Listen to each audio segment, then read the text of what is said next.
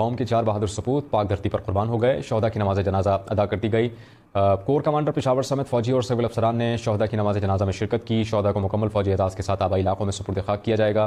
तर्जुमान ISPR के मुताबिक जिला खैबर की वादी तीरा में दहशतगर्दों से लड़ते हुए लेफ्टिनेंट कर्नल और 3 जवानों ने जाम शहादत नोश किया। उधर आज एक पाकिस्तान के सीनियर ऑफिसर लेफ्टिनेंट कर्नल जो हैं उनके साथ 2 और जवान जो हैं उनको शहीद कर दिया गया है। वफादारी माननी पड़ेगी पाकिस्तानियों की। बाबर आजम किंग है, पूरी टीम साफ कर दी उसने, लेकिन किंग तो बाबर आजम है भैया, मानना पड़ेगा, है ना। अब देखो नंबर 1 एजेंसी कौन सी है?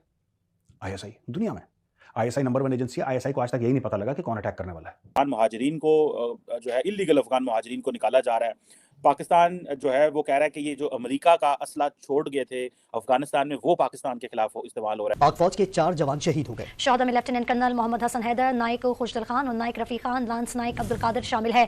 कबायली जिला खैबर की वादी तीरा में सिक्योरिटी फोर्सेस ने खुफिया इतला पर यह कार्रवाई की है। दहशतगर्दी ना पहली दफा हुई है ना आखिरी दफा होनी है। ये भी मैं जो अगर इसके आप हिस्ट्री पढ़ें तो उसमें अब ये जो आज आप अटैक की बात कर रहे हैं ये मेरे ख्याल में एक हफ्ते के अंदर कुछ चौथा पांचवा ये अटैक है। इजराइल अब अपने दोस्त भारत से मदद मांग रहा है ताकि उसे अपने देश में रुके हुए कंस्ट्रक्शन के काम को फिर से शुरू करने का मौका मिले। इजराइल ने भारत से तत्काल 1 लाख श्रमिकों की मांग की है। एक और बड़ी खबर आई है कि इजराइल ने इंडिया को कहा है कि हमें 1 लाख वर्कर दें, क्योंकि वो जो फलस्तीनी वर्कर्स वहां पे काम करते थे वो कहते हैं जी 7 अक्टूबर के बाद अब वो तो काम नहीं कर सकते।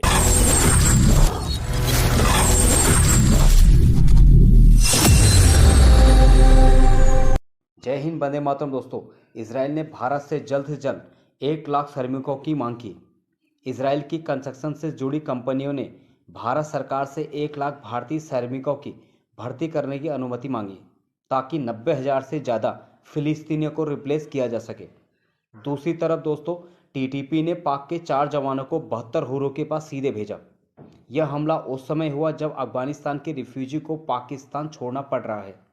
इस वजह से तालिबान ने यह बड़ी कार्रवाई की पाकिस्तान के ऊपर। डॉक्टर साहब, आपको क्या लग रहा है कि इंडिया कॉरिडोर डेवलप कर रहा है, कनेक्टिविटी दे रहा है मिडल ईस्ट और यूरोप को, और हम आपस में ही लड़ाइयों से जो है वो नहीं हो रहे, और इंटरनल आपको पता है पॉलिटिकल इंस्टेबिलिटी वो तो है ही है। आप ये जो नई डायमेंशन आ रही है कि दहशतगर्दी की लहर जो है इसको कैसे देखते हैं? क्या ये पाकिस्तान की वो जो हमने बात की थी कि $50 अरब की जो इन्वेस्टमेंट के हवाले से उसको रोक सकती है? क्या सिनेरियो आप देखते हैं विद दिस न्यू दहशतगर्दी की वेव? क्योंकि कहा जाता है कि इलेक्शंस तक ये चलेगी। कई लोगों इसको समझते हैं कि पाकिस्तान को डिस्टेबलाइज करने के लिए और एक वीक स्टेट शो करने के लिए they can prolong it election तक। आप इसको कैसे देखते हैं डॉक्टर साहब? और 98% आपकी जो है दहशतगर्दी बढ़ चुकी है। और दूसरा जो मसला है आपका, जो इस वक्त सख्त मसला है आपकी इकोनॉमी का, वो directly related to this terrorism है कि जहां पे जंग होगी, वहां पे जहां बम फट रहे होंगे, वहां इन्वेस्टमेंट कौन करेगा? वहां से कारोबार हकीकतन जहां 2 शख्स लड़ रहे होते हैं, जहां जंग होती है, बिजनेसमैन वहां से पैसा लेकर भागते हैं, आते नहीं। और जब आपकी एजेंसियां सिर्फ PTI के लोगों के पीछे 2-2 दफा पकड़ के उनके इंटरव्यू करा रही हैं, वो ये काम क्यों नहीं कर रही? तो क्या वजह है? फाइलें बनाने के तो मास्टर हैं, काले रिकॉर्ड करने के तो मास्टर हैं। आप देखिए सारा कुछ। इन दहशतगर्दों की काले क्यों नहीं ट्रेस कर रहे? इसको क्यों नहीं रोक रहे? अब जो जिस तरीके से देखा गया, फवाद चौधरी साहब को दोबारा पकड़ लिया गया है। एक इंटरव्यू शेख रशीद साहब का ठीक नहीं हुआ, फिर दूसरा इंटरव्यू कराया गया है। वो सदाकत अब्बासी साहब के एक इंटरव्यू से तसल्ली नहीं हुई, उनका भी दूसरा इंटरव्यू कराया गया। तो ये दर हकीकत जो मैं समझता हूं, चीमा साहब आप अगर सीरियस नहीं है तो करप्शन के खिलाफ सीरियस नहीं है, और आप सीरियस नहीं है तो दहशतगर्दी के खिलाफ आप सीरियस नहीं है। आपने दर हकीकत जो पिछले दौर के अंदर, अफगानिस्तान के दौर के अंदर, जब आपने दहशतगर्दी का बिजनेस शुरू किया था ना, ये उसी के साइड इफेक्ट है। और जब तक आप इसकी ग्रास रूट चीजों पे जाके वो जो ग्रुप है उनको खत्म नहीं करेंगे, आप तरक्की नहीं कर सकेंगे। आप बच नहीं सकेंगे। तरक्की क्या करना, सर्वाइव नहीं कर पाएंगे। अब मैं दूसरा उसकी छोटी सी एक और मिसाल देना चाहूंगा। आपके दहशतगर्दी का एक विक्टिम जो है, जिसने पिछले दिनों पाकिस्तान में जलसा करा के हमास के एक लीडर से वीडियो खिताब करवाया था, वो कतर में चला गया। जाके तस्वीरें भेज रहा है। आपको क्या लगता है कि इंडिया तो बहुत बेनिफिशियरी भी है, कई तरफ से तो ये भी खबरें आ रही हैं कि शायद अमेरिकन ये कहें इंडिया को कि वो इजराइल को असला भी दें, बिकॉज जिस तरह पाकिस्तान से असला लेके यूक्रेन को दिया गया, बिकॉज कंपैरेटिवली चीप पड़ता है वो, तो इंडिया के जो मैन्युफैक्चर्ड असला है वो सारी बात है वेस्टर्न मंडियों की निस्बत तो वीक कमजोर सस्ता ही मिलेगा, क्योंकि इनकी कॉस्ट ऑफ मैन्युफैक्चरिंग हमारे यहाँ पे कम होती है।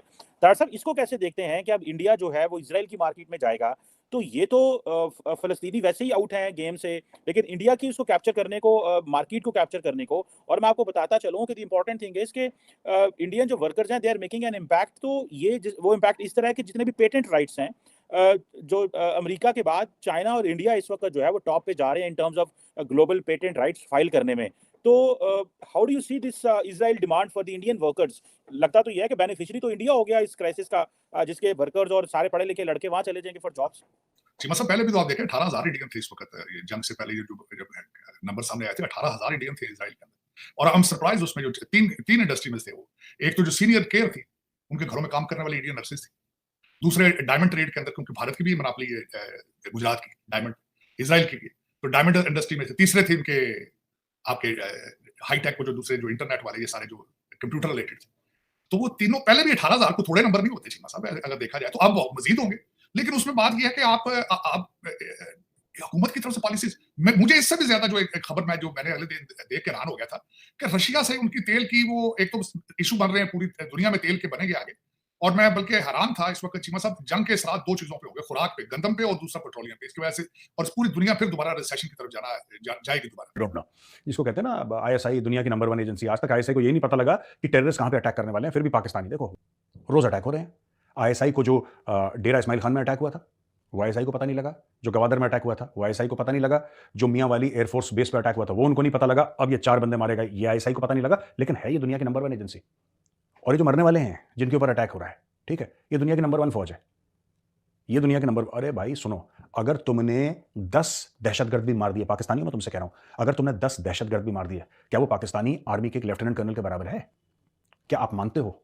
ये एक थोड़ा फौजी सवाल है, आप लोगों को नहीं समझ में आएगा अगर पाकिस्तानी सिविलियंस इसको देख रहे हैं। लेकिन एक बात कभी सोचना, ये हो क्यों रहा है तुम्हारे मुल्क में? साजिश की थ्योरी इंडिया है, सीआईए है, मोसाद है, जो तुम्हारे पागल बिल्कुल टेलीविजन एंकर ना, कम लिखे पढ़े, जो टेलीविजन पर बकवास करते रहते हैं। ठीक है, उनका हक है बकवास करना, उनको पैसे मिलते हैं और उनको पता है कि कौम भी जाहिल है, तो कौम भी यही बकवास सुनना चाहती है, पैसे इसी के हैं, तो वो अपने पैसे पकड़ते हैं और तुम लोगों को वही चूरन, लाहौरी चूरन खिलाते रहते हैं। लेकिन कभी सोचना, ये हो क्यों रहा है?